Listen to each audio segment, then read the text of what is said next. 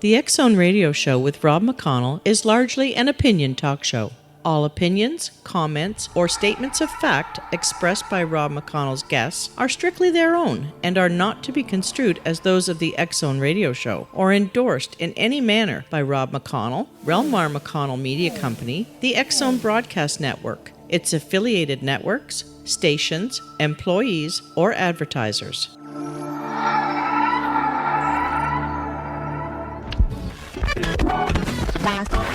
All Hit Radio.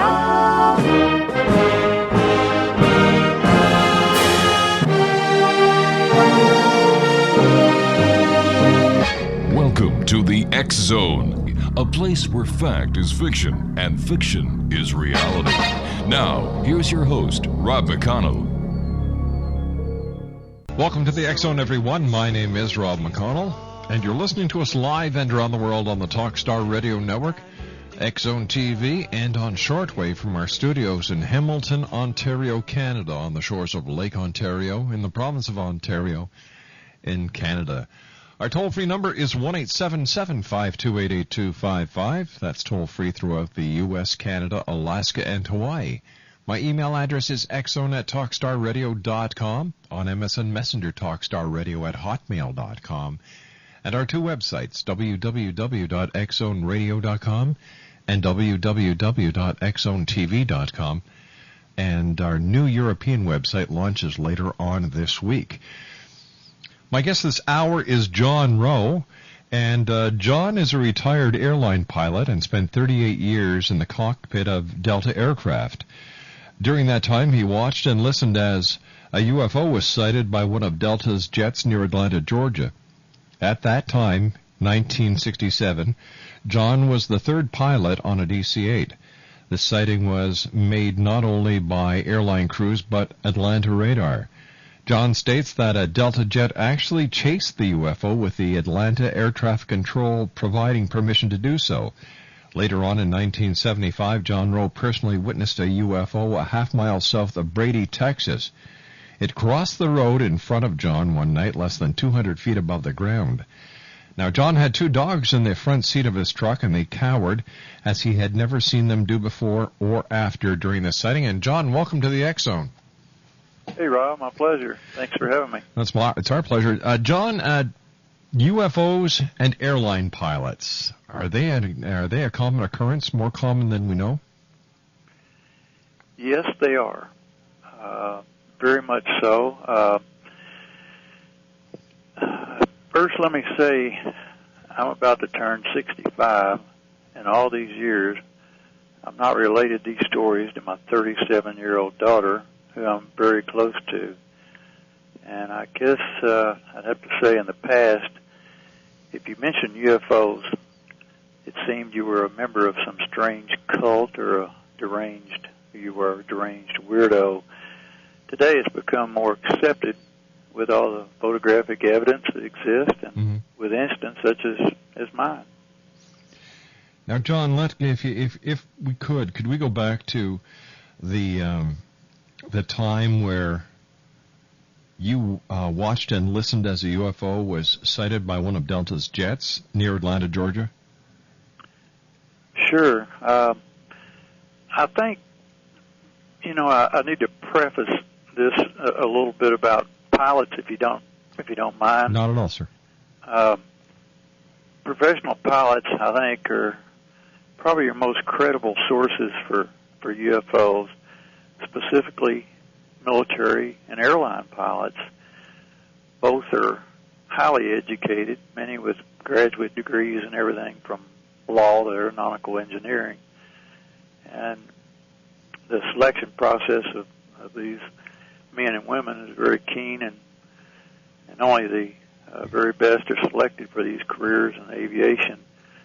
For instance, today an airline transport rating is considered a doctorate in aviation, and this is due to long process education experience that's required. So, and even military pilots must upgrade to this rating before becoming an airline captain. So our position comes not so much from art of just flying the machine as it does from years of experience. All right, John, I'm going to ask you to hold on here because I got to take a commercial break, and I don't want to cut you mid-sentence.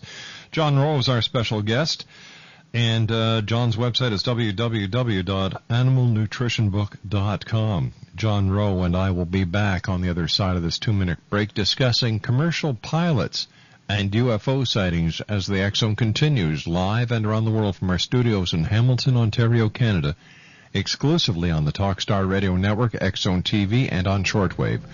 John Rowe and I return in 2 minutes. Don't go away.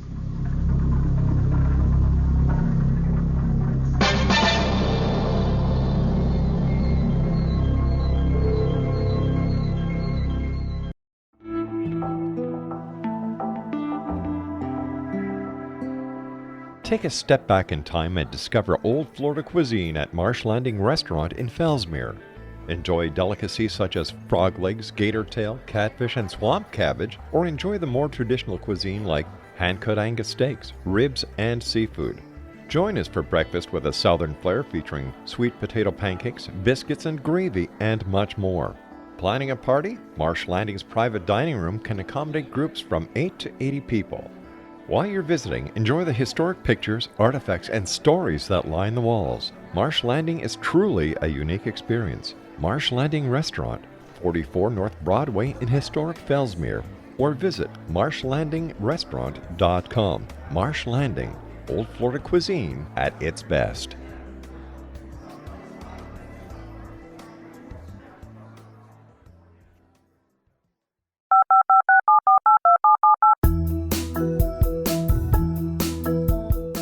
Did you know that when you're on the road with limited data or Wi-Fi, you can still listen to the X Zone Radio Show with Rob McConnell, The Science of Magic with Gwilda Wiyaka, X-1, Dimension X, Space Patrol, and every minute of the X Zone broadcast network by calling 213-401-0080, courtesy of Audio Now. No smartphone, app, or internet needed. It saves your data plan and it's free if you have unlimited minutes. Call 213-401-0080 to listen on any phone, anytime, anywhere. Remember 213-401-0080 for the best of the paranormal, parapsychology, and sci-fi radio programming anywhere, 24/7, 365.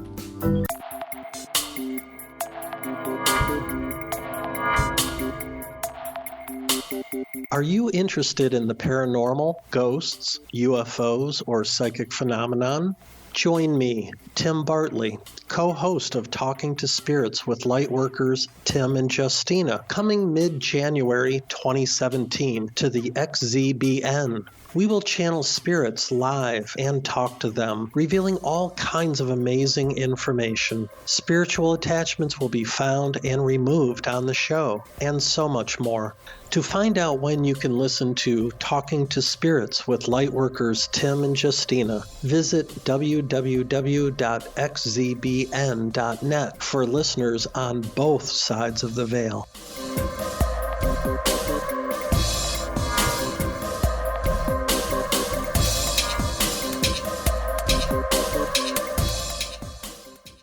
John Rowe is our special guest, and John was a pilot with Delta for 38 years. And John, again, thanks very much for coming on and for sharing with us here in the X Zone Nation your experiences with UFOs as a professional pilot. You bet, Rob. As we were talking about there, I was trying to establish a little bit of credibility for pilots, and why you don't hear a lot of them talking about UFOs. I think it's sort of important for your listeners to understand the dynamics of the airline's cockpit and what goes on, so they can appreciate this story that I'm going to tell you shortly and what transpired on this occasion. As you said, it was in 1967, and at that time I was a 23-year-old flight engineer who was the third pilot I was on a Delta Airlines DC-8. At that time, that was one of the more desired airliners, carried 120 passengers, 3 pilots, 4 flight attendants. Been at that time, the position of a flight engineer, my job was to monitor and manage the various systems of the airplane. And the most important aspect relating to this UFO incident was that I monitored all the radio frequencies pertinent to the flight, including the company radio. The company radio was normally not monitored by the two pilots actually flying the airplane. So it was a clear day. We were in cruise flight at 35,000 feet. We were between Meridian, Mississippi, and Atlanta, Georgia. And I heard over the company radio mention of a UFO sighting by a Delta Convair 880 crew who were 100 miles ahead of us near Atlanta. Immediately, I informed the other two pilots, and we tuned in the air traffic control frequency for that aircraft's position so we could listen. You have to understand that Convair 880 was the fastest airliner in the sky at that time. It cruised at 0.88 Mach, which is 88% of the speed of sound, and that's fast. In descent, I've seen this airplane up around 0.95 Mach. Anyway, the 880 was talking with Atlanta Air Traffic Control and asked them if they had this unidentified object on radar. At first they said no, and shortly they came back with the object's position, but no altitude. I might add at that time all our aircraft and air traffic control had the old tube-type radars. Unless your aircraft had a transponder transmitting your current altitude, well, there was no way ATC could decipher an object's altitude. So the pilot of the 880 identified the object as appearing to be cylindrical with blinking lights, different from what he had ever seen before. The object appeared to be about 5 to 10 miles away from him and traveling at the same speed. He then asked air traffic control if they would allow him to give chase and to go off course so he could obtain a better look so as to positively identify it for air traffic control. They approved his request. The pilot was advising them of his chase and his attempt to catch this object, which also increased its speed. The pilot commented he was at maximum allowable airspeed and the object was leaving him. And finally, it disappeared from his view. Atlanta Air Traffic Control confirmed they had lost it from radar. Later on, I spoke with the pilots of the 880 on the ground, and they provided me with this account as well. Ironically, a few weeks later, I contacted Atlanta Air Traffic Control on the ground phone to ask for information on this incident, and they denied its existence, which I'm sure you've heard that before. Yes. And from there, if you'd like, we can fast forward to what happened in Texas. Sure. We jumped forward to 1976. Excuse me. At that time, I had a bird hunting lease on a ranch near Brady, Texas. This is located in the hill country of South Texas. The ranch was located only a mile south of town, as you previously mentioned. On the ranch, there was a radio tower with a blinking red light on the top, and it rose 300 feet above the ground. This tower was located alongside the gravel county road that ran from town to the ranch headquarters. On this particular evening, I'd been to town to have dinner at the local barbecue restaurant, and I was returning in the truck with my two dogs, a Labrador named Mandy and an English setter named Lucy. We were on our way home, and it was dark, clear night, with nothing in sight except the stars and that red light blinking at the top of the radio tower alongside the road. Mm-hmm. I was traveling due south, and about halfway to the camp, I noticed a bright light off to the east, my left, traveling in my direction.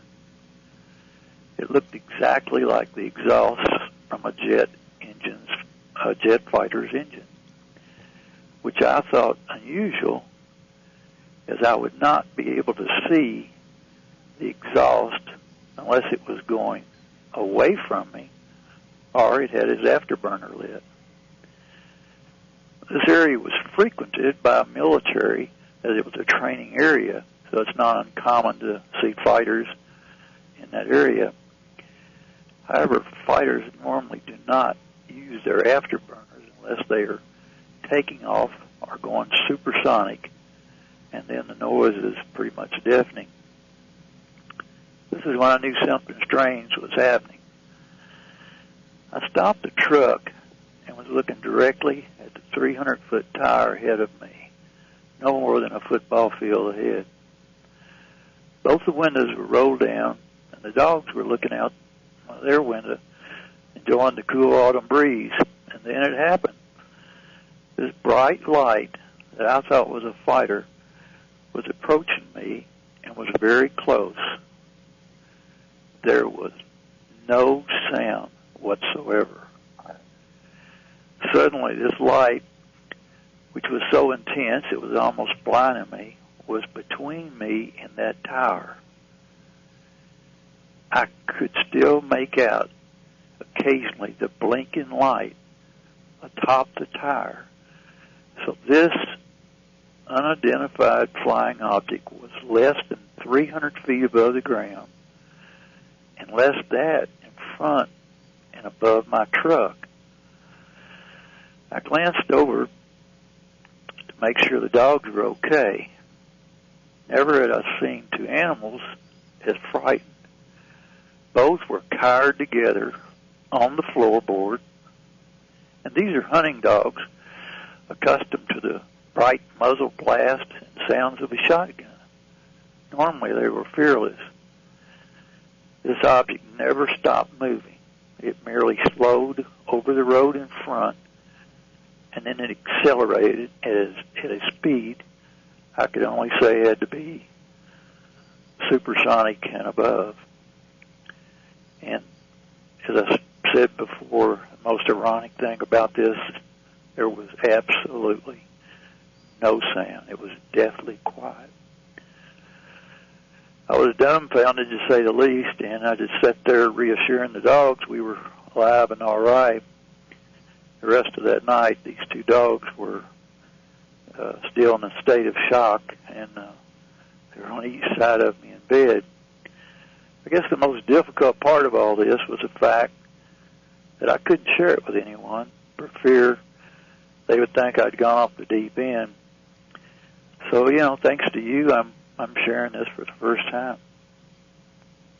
We're honored, sir. Was your vehicle running when the UFO passed over it? Yes, it was, and it's something I kept thinking back to. Did anything unusual happen to the truck? And it didn't, as I've heard on shows before and read about, with engines being turned off, and all of a sudden they start magically and different things. But there was nothing I could say more or less occurred than what I just reiterated.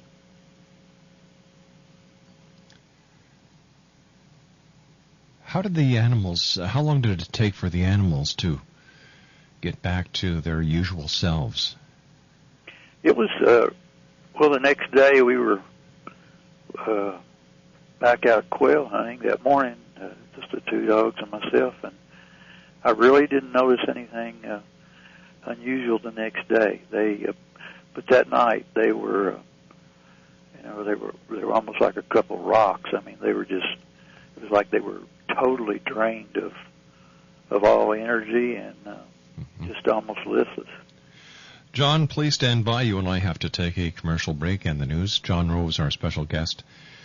His website is www.animalnutritionbook.com. And John, I want to thank you very much for coming on the show tonight and for sharing your stories with us. John Rowe and I return on the other side of the news as the X Zone continues right here on the Talkstar Radio Network, X Zone TV, and on shortwave from our studios in Hamilton, Ontario, Canada.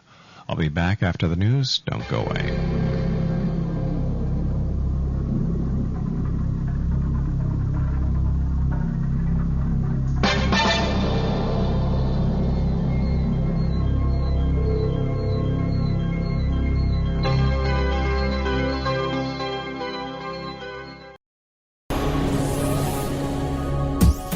This is the X Zone Broadcast Network, broadcasting worldwide on broadcast affiliates and satellite program providers, including CNN Broadcast Network, Sirius Satellite Network, Star Media, Good News Radio Network, Angel Broadcast Network, Wiki Broadcast Network, and WPBN TV. For more information on the X Zone Broadcast Network, visit us at www.xzbn.net.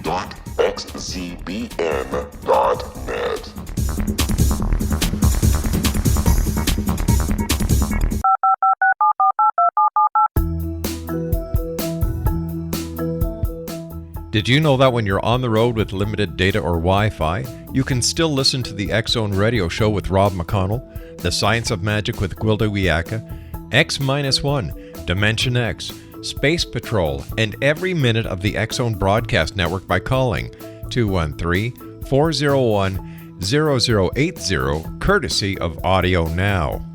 No smartphone, app, or internet needed. It saves your data plan and it's free if you have unlimited minutes. Call 213-401-0080 to listen on any phone, anytime, anywhere. Remember 213-401-0080 for the best of the paranormal, parapsychology, and sci-fi radio programming anywhere, 24/7, 365. John Rowe is our special guest this hour. John is an experienced pilot with Delta Airlines. He was with Delta for 38 years, and he is sharing for the first time his experiences as a pilot with UFOs. Now, a question about the sighting that you had away from the cockpit when you were in Texas near the tower. Did you notice any missing time in your encounter? No, I really didn't. I never even thought to look at the time before or after. Okay. When it was just myself and the dog. It was my time away, and I sort of put the watch aside because I had to live by it with the career that I had. Did you notice any electromagnetic fields that were being emanated by the craft?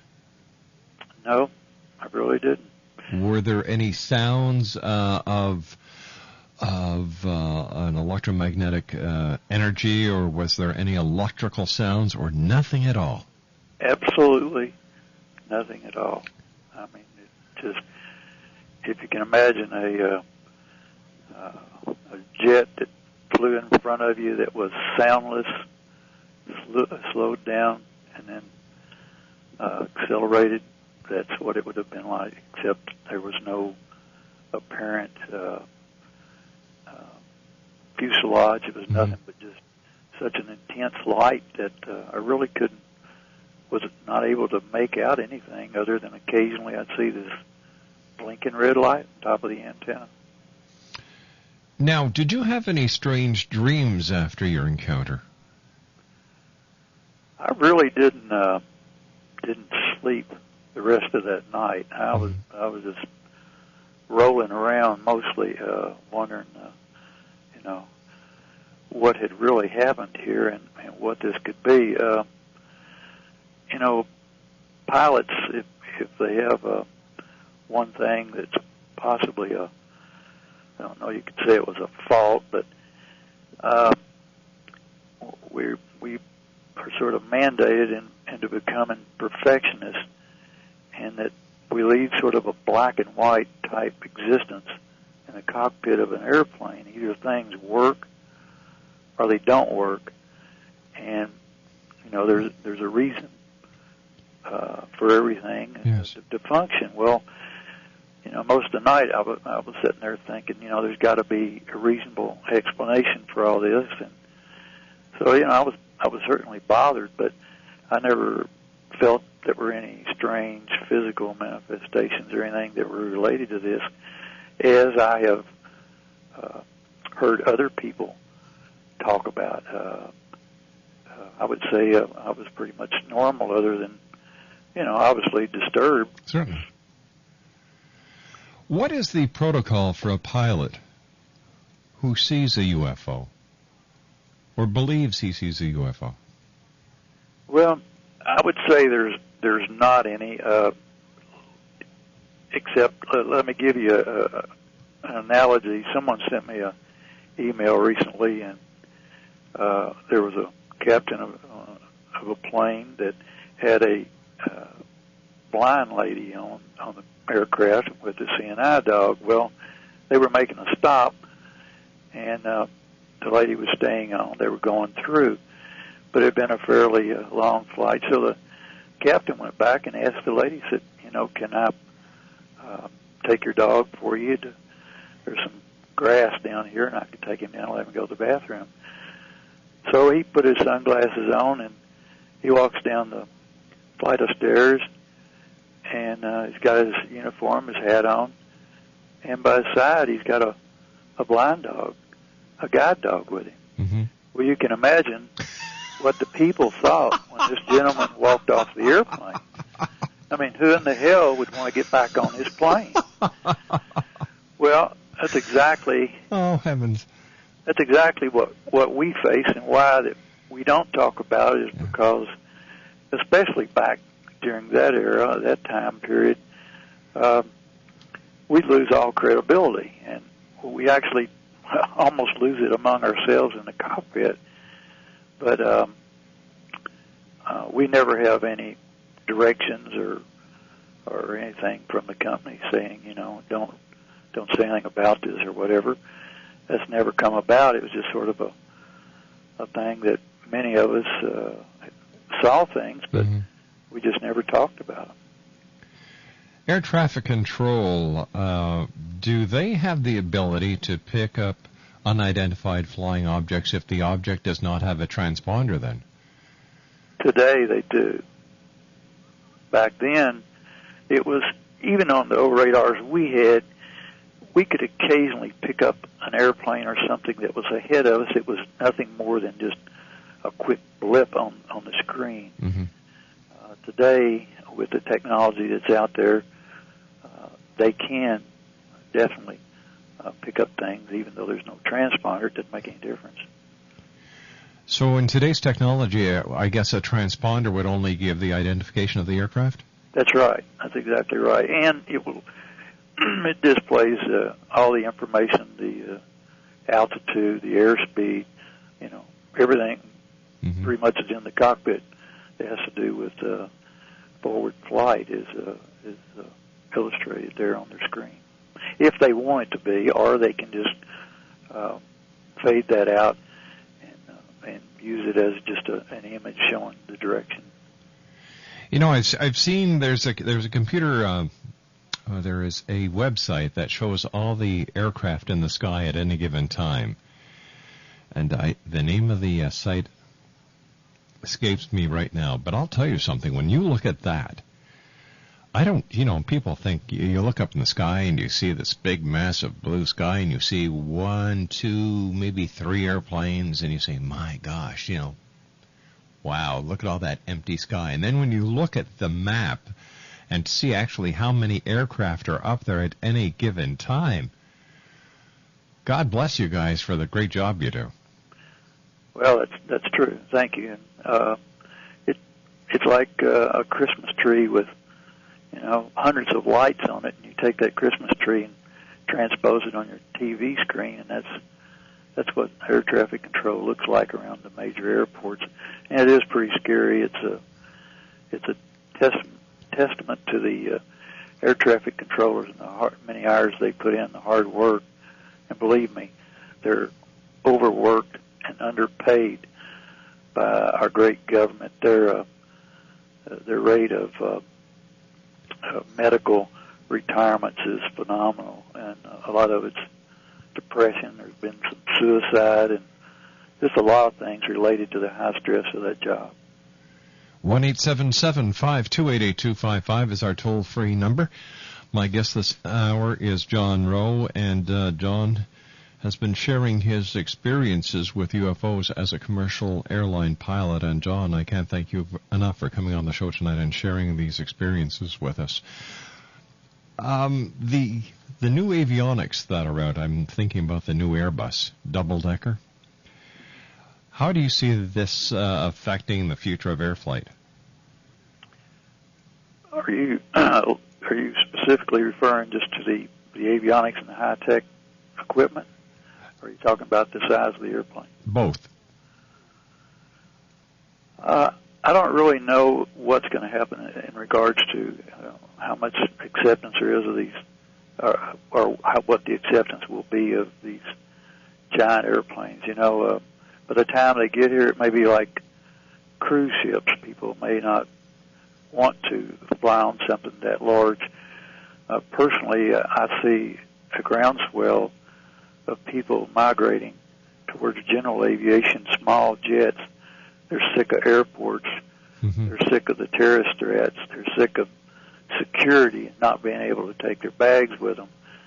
So many people are going the way of general aviation in the small jets, and they're building them now with it's only 4 or 6 seats in the airplane that are becoming more and more affordable. As far as technology is concerned, there's more technology in the 777, even the 76 and 75s that are flying today than can be used, because the airports are not updated. When I retired, there were still old tube-type radars being used on our flights up to Alaska. I assume that by now they've been upgraded. But the airplanes today their technology is such that the airplanes can take off, cruise, land, and taxi to the gate, all automated, without ever being touched by a human. Unfortunately, the airport are not outfitted and secure enough so that the aircraft can automatically taxi themselves to the gate, and probably never will be. So the answer to your question is, it appears there's always going to be more technologically advanced aircraft available than there are airports, especially in the United States. The government's always a day late and a dollar short in catching up. With the new technology, is it safer for the passenger than in the olden days when the captain had more control over his aircraft? Well, the captain still has the same amount of control over the aircraft. It's just that he's now having computers operate things for him, and I think probably it's a little easier to become complacent as a pilot today than it was when I started in the mid '60s, and where everything had to be monitored because we didn't have engines and systems as reliable as they are today. Mm-hmm. So I certainly think they're reliable, and they're fantastic machines. Here we're flying international with 2-engine airplanes that we thought that was an impossibility, but it's because of the reliability of these aircraft. A year ago, November, there was a sighting of a UFO over O'Hare Airport. Apparently, the only witnesses to this sighting were the ground crew at United Airlines. Is it possible that an airport as busy as O'Hare, and I believe it's either the busiest or the second busiest airport in the United States, that a UFO could actually go undetected or unobserved by the majority of people in an airport except for 12 members of a ground crew? I guess it would depend on the size of the, how prominent the UFO was and how busy things were at that time. Because at Atlanta or Chicago, which Atlanta's number one, busiest, these guys don't have time to do anything other than their designated job. They're looking out the windows in a specific direction to watch airplanes taxiing, taking off and landing, and going to the gate, making sure that everybody's doing what they're supposed to do. So, everybody could be tied up to the point where if something's out there in a particular piece of airspace, they may not have seen it. So it's possible. Is it possible that air traffic control could not have detected a UFO that was hovering right over O'Hare Airport? I don't see how it would have been possible to ignore that. If an unidentified flying object enters into a commercial airspace that is unidentified, what is the protocol? I really don't know. My gut instinct says they would ignore it, but I really don't know around these airports what would happen. I think that the UFOs are intelligent enough to pretty much avoid those places. Personally, that's what I feel.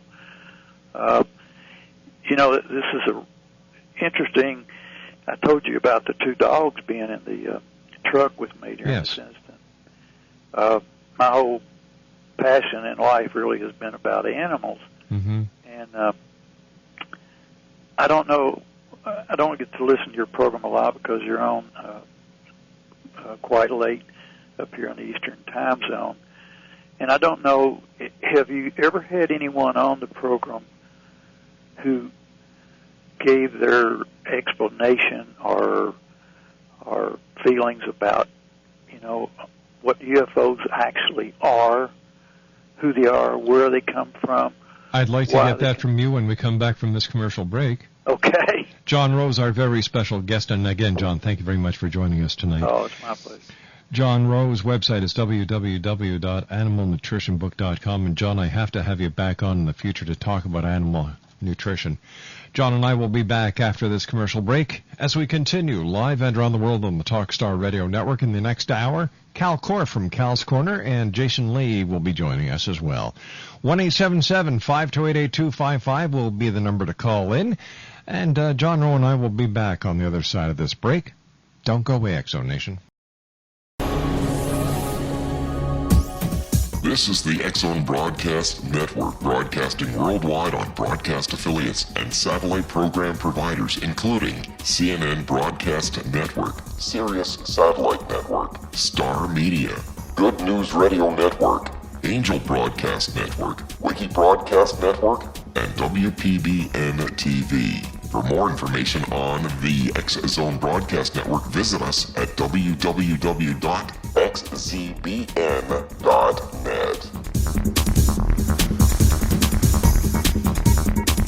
18th Sergeant Central. 19th Sergeant, check.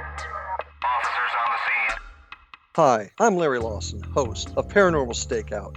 With over 36 years in law enforcement, I have learned a few things. The most important is the proper gathering and preservation of evidence is vital to putting the bad guy behind bars. It's no different in the world of paranormal investigation. Whether it's the search for the afterlife, cryptozoology, UFOs, and extraterrestrials, how we gather the evidence, preserve that evidence, and present it to a jury of our peers will make the ultimate difference in proving the existence of worlds and entities that are beyond our imagination.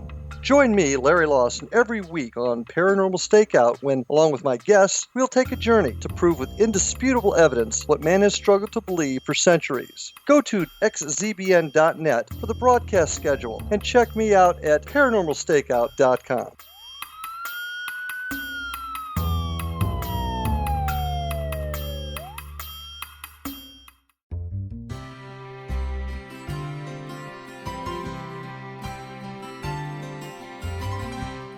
True healing must address 4 levels: physical, emotional, mental, and spiritual, for us to live joyful and productive lives. We tend to treat 3 of the 4, leaving the spiritual languishing. If you're tired of the same dysfunctional patterns cropping up in your life, Soul Balancing is for you. Trixie Phelps, owner and founder of Soul Balancing, is a naturally gifted energy healer trained in numerous esoteric forms, including shamanism. Trixie has created a powerful modality that safely and effectively clears your energetic field. A soul balancing session can remove interference, heal trauma, and restore your hope. Contact Trixie for a life-changing long-distance session today. www.soulbalancing.world.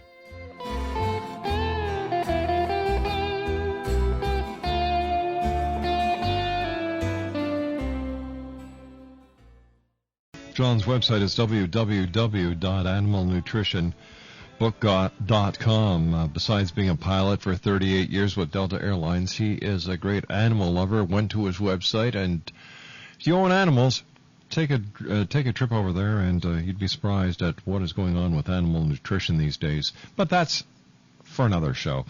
John, where do UFOs come from? Who are they, and what do they want?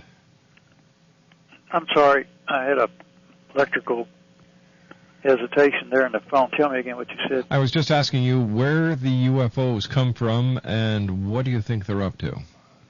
Well, I'll tell you this. My research and opinion of UFOs will appear in my next book, which is to be released this summer. It is an animal book. It's important, for I think I can tie this all together and why we see these unexplained and mysterious objects we call UFOs. I can assure you this, to my knowledge, no one has ever connected UFOs to what I've put together. I think you might find it the most plausible explanation that has been revealed to date. A couple things I want to say. Fascinations with the spirit world and supernatural beings, it's not uncommon, even though the public seems to want to discount it, especially in the past. Every major religion of the world has experienced this and believes in the world that exists beyond ours. Buddhism, Christians, Hindus, Jews, Islam. And let me give you a quote from Albert Einstein, which you've probably heard before. I think he was undoubtedly one of the greatest minds ever. This is what he said. The most beautiful experience we can have is the mysterious. The existence of some things we cannot penetrate, which only in their primitive forms are accessible to our minds. It is this knowledge and this emotion that constitute true religiosity. In this sense, I am a deeply religious man. There's a lot of heavy thought there. Country singer, Western singers Brooks and Dunn sum up what I've said here. They have a song that says, "There's more to life than just what we can see, if only you believe."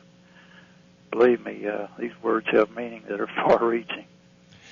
John, I want to thank you so much for joining us, and I hope that we're able to connect with you again, not only to talk about animal nutrition, but also when your new book comes out. I'd love to have you back on.